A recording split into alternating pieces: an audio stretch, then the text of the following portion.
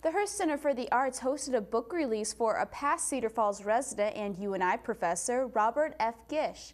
Gish read parts of his novel, The River of Ghosts, a Cedar Valley Odyssey, with the help of some musical mood setting. With Halloween this week, many are in the mood for a good ghost story. One new ghost story that is set in the Cedar Valley is Robert F. Gish's River of Ghosts, a Cedar Valley Odyssey. The two small towns of this area are faced with the encroaching corruption and evil after a murder of an anonymous girl, followed by the abduction of a prominent citizen's daughter. The citizens of an idyllic college town and the factory and commercial centers of the other town face off in a spiteful mayoral election, questioning the possibility of a merger. With the natural disasters of pounding rain, blizzards, and floodwaters, the tension increases, which all leads to the dissolution of morale, marriage, and community. The Odyssey even has a unique character.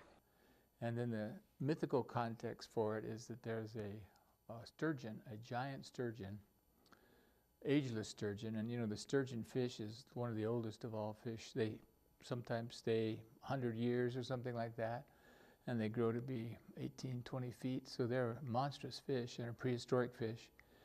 And so he's sort of called in by the forces of nature to try to rectify what's happening to all of these people in this small town.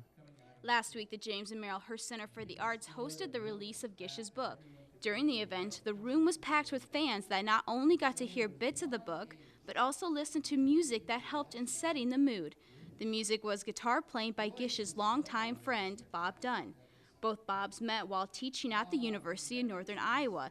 Gish took guitar lessons from Dunn, and even after Gish left for New Mexico, they kept in touch. The music part of the evening's reading was very important to Gish. The general topic that I'll be talking about tonight could be called the soundtracks of fiction. So in my teaching and also in my writing, I'm trying to evoke as much of the sound quality as I am the visual quality of it.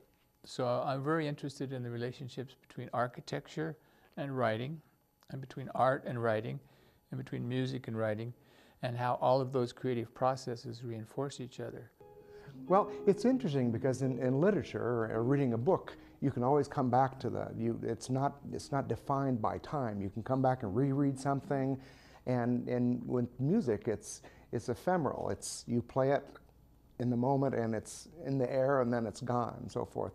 So the element of being in the moment and playing something that hopefully has meaning for the listeners in that moment is really what I try to do every time I play the guitar, whether I'm playing for myself, practicing, or whether I'm playing for an audience.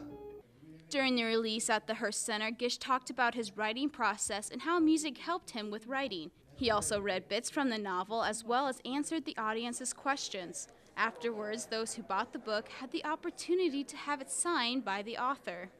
Sturgeon was waiting, still and giant, in the river.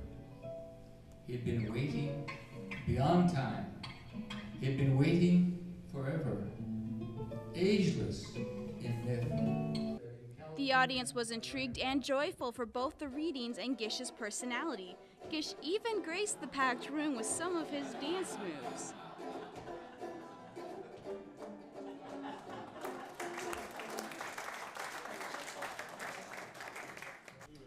And I had my students invariably say, now we have to have a Native American name. You know, it's kind of stereotypical, but what is your Indian name, right? So I would have them give themselves an Indian name, and they were always very imaginative and whatnot. I said, now why don't you, at the bottom of your page, when you turn that in, tell me what my Indian name is, what you think I should be called, because it's a kind of a sacred ritual to name your elders. And they came up with Speaking Bull.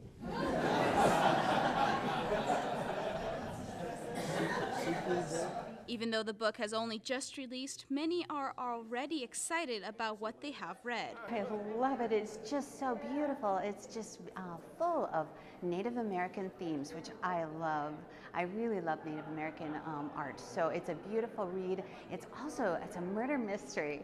So and I love murder mysteries. And it's a magical realism book, and that's one of my favorite genres as well. So it's kind of a historical, like it takes place in the 70s, and then you've got the magical realism genre. genre taking place and the Native American trope, so it's beautiful. If you would like your own copy of this book, you can pick one up at the Hearst Center for the Arts, or you can order direct through the publisher at icecubepress.com. Robert Gish has written many other books. If you wish to learn more about Gish and his writings, go to his personal website, robertfgish.com.